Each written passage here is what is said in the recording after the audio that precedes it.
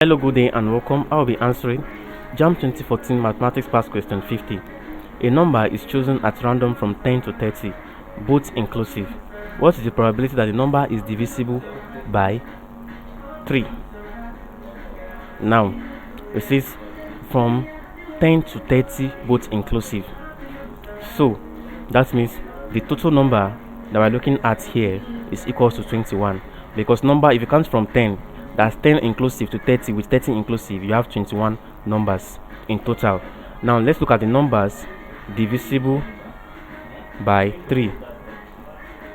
Divisible by 3. These numbers are 12, 15, 18, 21, 24, 27 and 30 itself.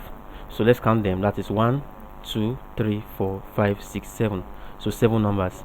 So therefore the probability that the numbers divisible by 3 is equal to 7 all over 21, which is equals to 1 over 3, and that is option D. Thank you, and ensure to subscribe to the channel for more videos and past questions.